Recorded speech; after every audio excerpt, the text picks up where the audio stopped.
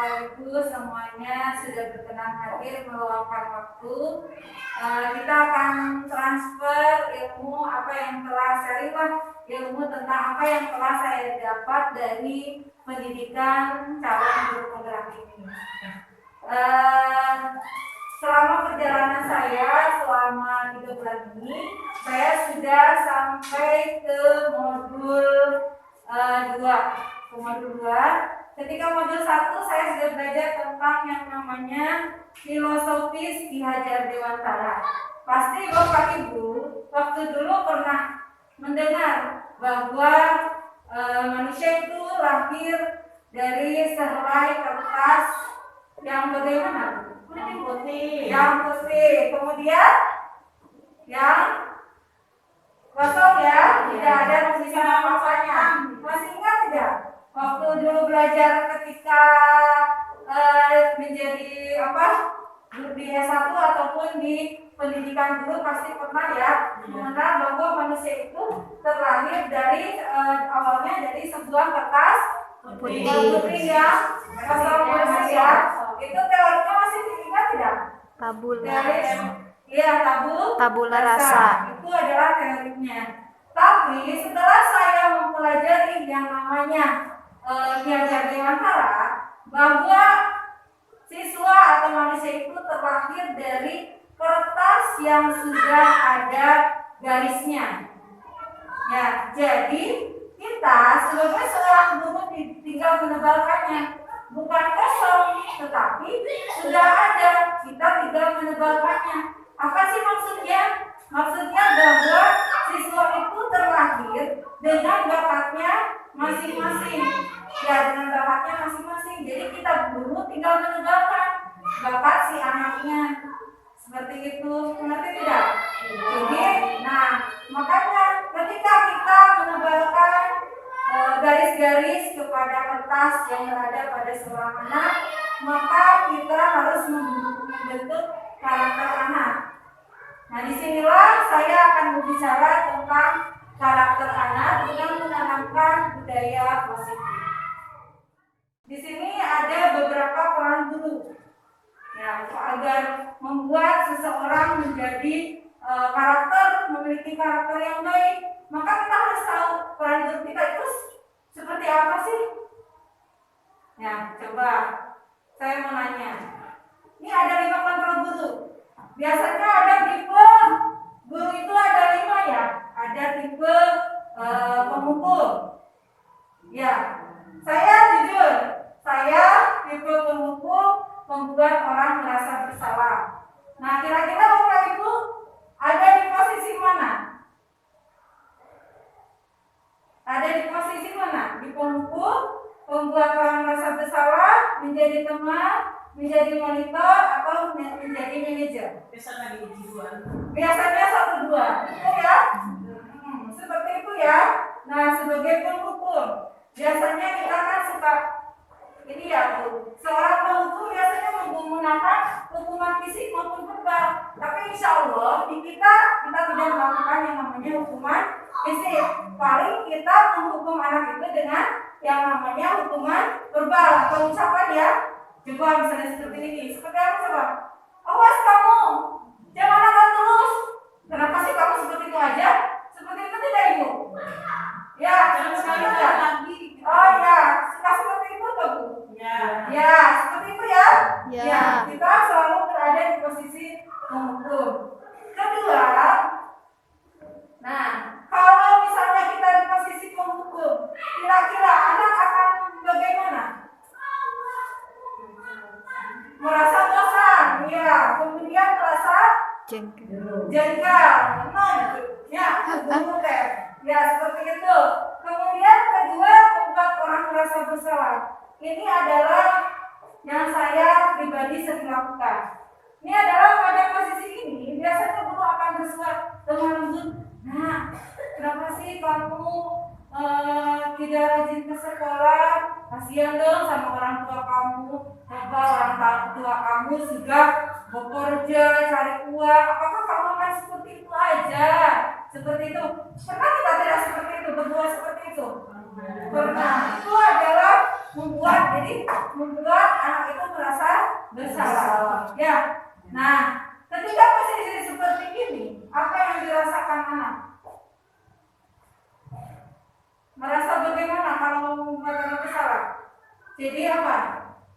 Tidak percaya diri ya, seperti itu ya. Kemudian merasa bersalah terhadap orang lain. Kemudian selanjutnya ada juga di posisi teman.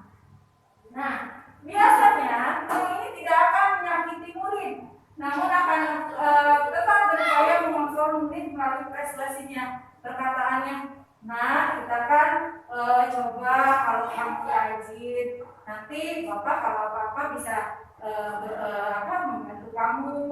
Coba seperti itu ya. Nah, coba kalau misalnya kita di posisi teman, apa yang akan dilakukan oleh guru, anak kepada kita? Dia pasti tidak akan, akan bagaimana? Merasa bagaimana? Merasa dekat, ya betul sekali ya. Ketika kita berada di posisi teman, pasti siswa itu akan merasa dekat. Tetapi satu hal lagi, kalau kita tidak membantunya, tidak dekat lagi dengan dia, apakah dia akan mematuhi apa yang kita lakukan? Sebaliknya, karena dia merasa tersakiti, karena biasanya dijadikan sebagai teman. Kemudian selanjutnya sebagai monitor atau pengawas, itu hanya memantau ya, melihat kenapa kamu seperti itu saja ya. Nah, kamu harusnya lebih giat lagi seperti itu. Mungkin kata-katanya.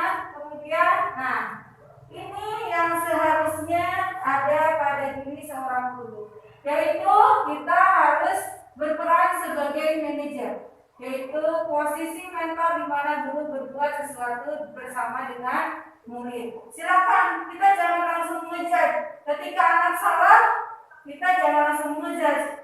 Kamu itu salah, kamu itu kita tanya dulu. Kenapa kamu bisa berbuat seperti itu? Apa ya ini juga pernah melakukannya seperti itu ya?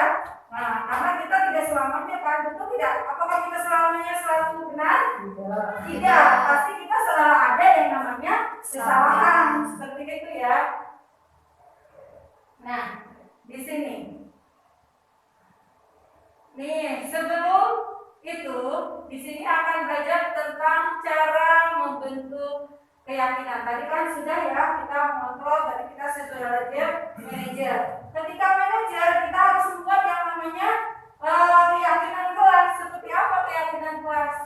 Nah, seperti ini. Ini ada gambar apa, Bapak, Ibu? Ini nggak ada gambar apa? Orang pakai masker. Coba, ketika ada helm seperti ini, ketika Bapak Ibu, kenapa sih Bapak Ibu kalau ke jalan raya atau ke jalan raya ya suka menggunakan helm? Kenapa? Kalau pakai motor, kalau jalan kaki dia tidak pakai itu ya pakai helm. Kalau pakai motor, kenapa Bapak Ibu pakai helm? Karena satu itu peraturannya. Sudah peraturan. Kemudian apa lagi? Menjaga keselamatan. Ya. Nah, kalau misalkan kita untuk menjaga keselamatan, kalau untuk menjaga keselamatan, apakah helm itu ketika bermotoran, ketika mengendarai motor selalu dipakai? Kalau untuk menjaga keselamatan? Selalu. Ya, karena takut nantinya celaka kalau tidak dipakai. Tapi kalau misalkan takut ditilang, apakah ketika kita tidak ada polisi, misalkan jalan sempit gitu ya, bisa kalau kira-kira tidak ada polisi, apakah kita akan selalu dipakainya? Tidak. Itu tuh.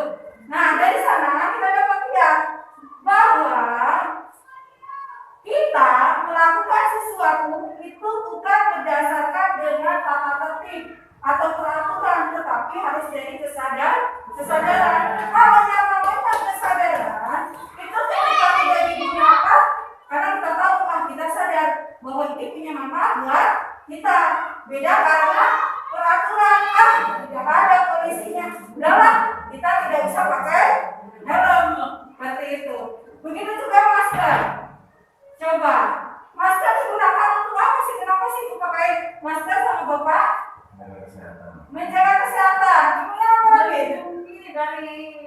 COVID. Iya, kemudian ada lagi. Ada kan yang sekarang suka ada yang ditilang kalau tidak pakai masker ya dulu ya. Pernah. Ada yang pernah dihukum di apa? Di pusat ya seperti itu ya. Sasapu. Kalau demi keselamatan, apakah ibu akan selalu menggunakan masker ini tanpa disuruh? Iya. Tapi kalau misalkan ada peraturan, apakah ibu akan memakai masker ketika apa? Misalnya tidak ada polisi? Tidak akan. Itu bedanya antara peraturan atau tata tertib dengan keyakinan kelas. Nah, disinilah kita sebagai guru kita harus bisa membuat yang namanya keyakinan kelas, yaitu didasarkan pada kesadaran siswa, bukan karena tata tertib. Ini ya, ini. Nah, sekarang bagaimana sih cara membentuk keyakinan kelas ini? Cara membentuk keyakinan kelas, ya, Bapak Ibu, mudah sekali. Kita tinggal mengumumkan. Nah, anak-anak semuanya kita akan membuat yang namanya keyakinan kelas, itu ya. Anak-anak sudah ada. Coba kira-kira ketika belajar kalian pikir apa aja? Coba kalau sekarang kita ketika dalam kegiatan sharing, maunya seperti apa? Misalnya pertama, sambil apa? Tadi kemudian sambil minum. Sambil minum, boleh tidak minum? Tidak. Tidak boleh, katanya tidak semangat. Ya, jadi tidak boleh minum ya. Misalnya nyanyi. Oh, ada selingan nyanyi, semangat tidak? Boleh, tapi kalau di kelas jangan sama siswa ya. Nanti ya terlalu kejar-kejar permainan itu loh. Boleh ya. Kemudian apa lagi? Sambil makan. Sambil makan, boleh tidak? Tidak boleh. Ini makan terus. Ya. Seperti itu. Ya, seperti itulah. Ya, misalnya berdoa, bertanggung jawab, atau misalnya kita harus saling menyayangi, membuang sampah pada tempatnya, seperti itu. Itu yang namanya keyakinan kelas. Di sini ada setelah keyakinan kelas tidak dilaksanakan, itu ada yang namanya restitusi. Kalau kita kan biasanya ketika tidak melaksanakan tata tertib, biasanya kita suka menghukum. Betul tidak? Iya. Betul ya? Nah, kalau ini bentuknya restitusi. Restitusi bukan untuk menembus kesalahan, namun untuk belajar dari kesalahan. Nah, kamu kan kemarin itu harusnya pakai sepatunya warna hitam, kamu tidak. Nah, nanti kamu pakai sepatu hitam ya, supaya ya sama dengan yang lainnya. Itu kan sudah ada dalam keyakinan kelas kita. Gitu. Kemudian memperbaiki hubungan.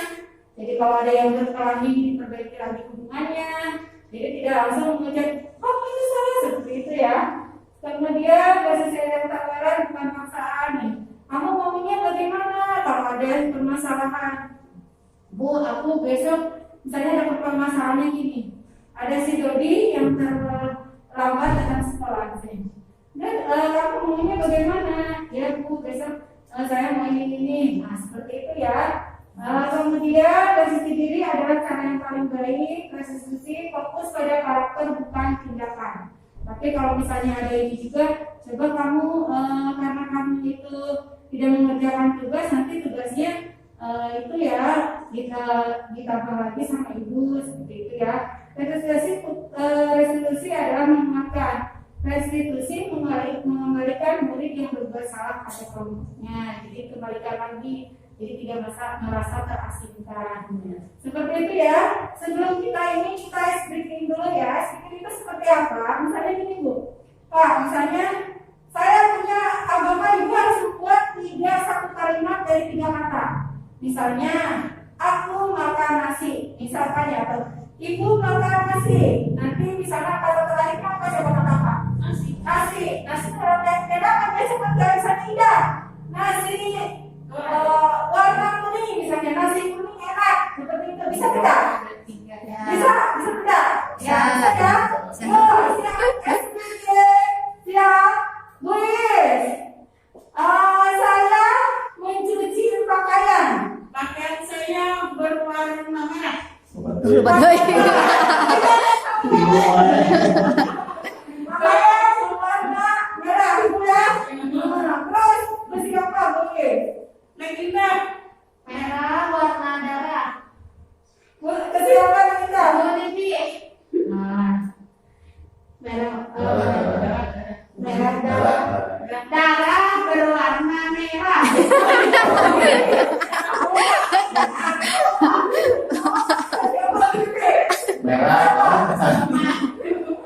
Merah berarti berani. Berani apa pun. Kesiapan apa? Coba itu. berani kan bagaimana bisa merah berani kayak Berani kan Berani. berani kan warna SPP-nya semoga Bapak Ibu tetap sehat, kita bisa menerapkan budaya kita. Terima kasih atas waktunya. Di lain kali mudah-mudahan saya bisa memberikan yang terbaik. Mohon maaf bila banyak kesalahan dan kekurangannya. Demikian, assalamualaikum warahmatullahi wabarakatuh. Waalaikumsalam.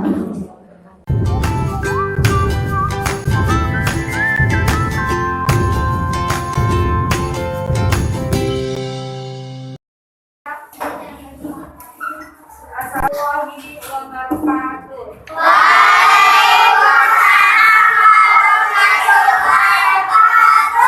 Apa kabar hari ini?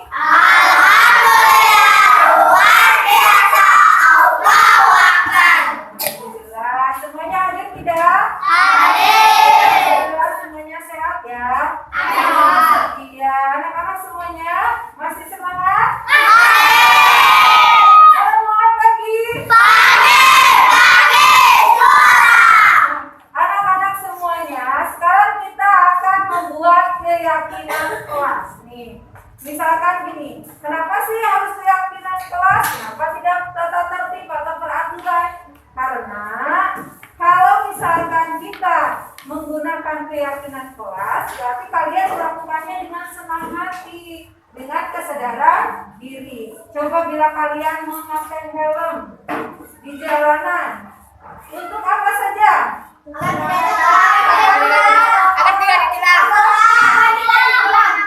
agar tidak ditilang. Nah, kalau agar tidak ditilang, kalau tidak ada polisi dipakai enggak helmnya? Nah, kalau tidak ada polisi dipakai enggak helmnya?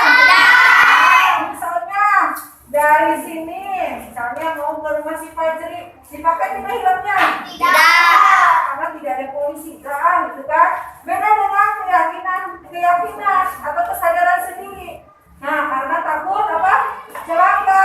Kalau takut celaka, apakah akan dipakai saja helmnya kalau berjalan?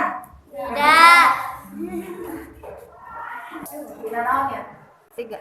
Oh, nah kalau kalian menggunakan helm, ya karena kesadaran sendiri, apakah kalian akan terus dipakai helmnya?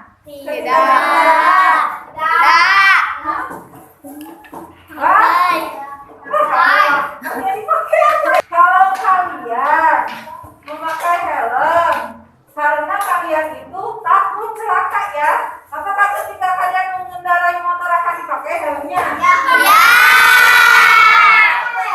takut apa? Karena begitu juga dengan keyakinan kelas. Ya, agar dapat dijalankan dengan baik, dengan senang, dengan kesadaran kalian, maka harus dibuat keyakinan kelas agar kelas kita aman, menyenangkan. Nah, sekarang coba kalian buat keyakinan kelas, misalkan berdoa sebelum belajar. Siapa lagi? Misalkan sekarang ibu akan bagikan kertasnya, kemudian nanti kalian tempelkan di sana ya. Ya.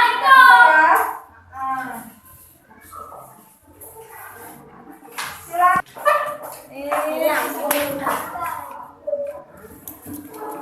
Bagi lagi sana. Ya, bagi sana.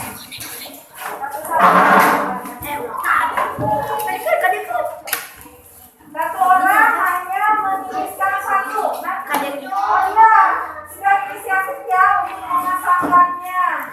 Ya, yang sudah boleh dipasangkan di sini. Yang sudah boleh dipasangkan di sini.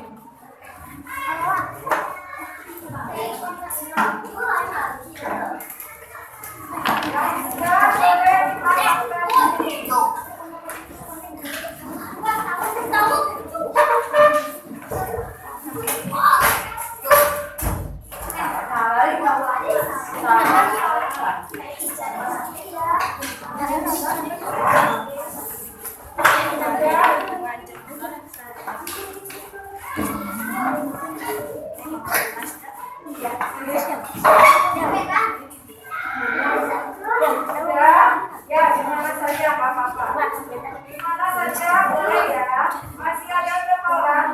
Silakan ke sini Kak. Ya pelan-pelan ya, pelan-pelan.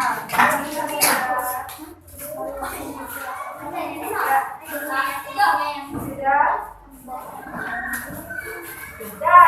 Ya, bukan kan? Ya, jelas kita seperti apa? Bagaimana sebelum belajar? Satu kenal satu sama lain. Jangan makan di kelas. Ini kemudian buang sampah pada tempatnya. Saling menghormati.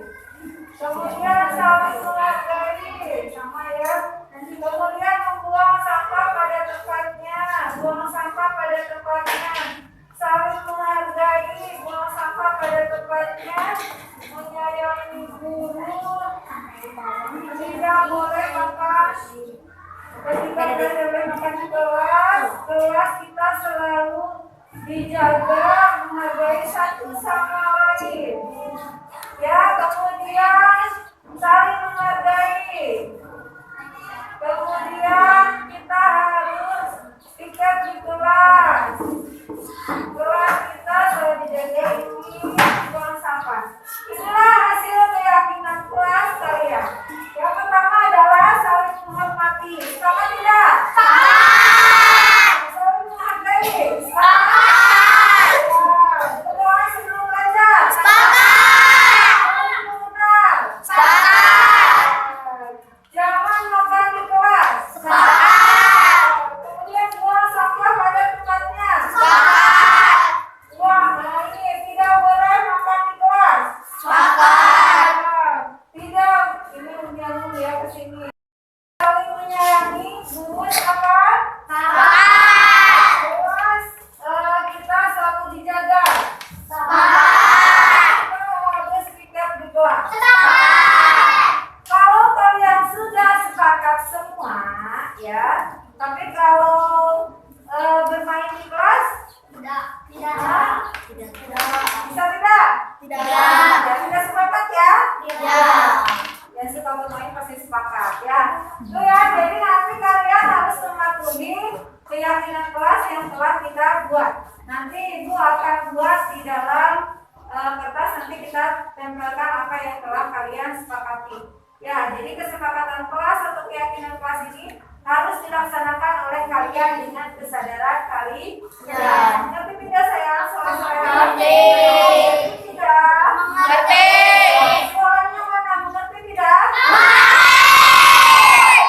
Luar biasa ya. Ibu paling senang kalau sudah mendengar suara kalian yang kelas. Berarti kalian itu sangat semangat. Coba sekarang kita ice breaking dulu sebentar dengan apa nama binatang lagi ya. Coba misalnya ibu bilang binatang, nama binatang yang huruf akhirnya misalnya pura-pura, berarti akhirnya apa? A. Jadi kalian harus cari lagi. Jadi apa? Hewan dari A. Bisa. Atau tidak? Ngerti. Oke, siap ya? Siap. Ya, Fazli, pura-pura. Ayam. Arya. Monyet. Kacangnya. Tikus. Sapi. Ya, udah. Cukup sekian dari Ibu. Nah, nanti kita mulai ya dari waktu. Akhirnya, Assalamualaikum warahmatullahi wabarakatuh.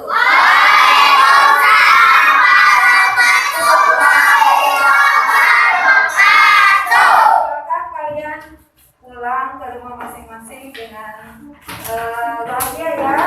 Nah, nanti besok ke sekolah.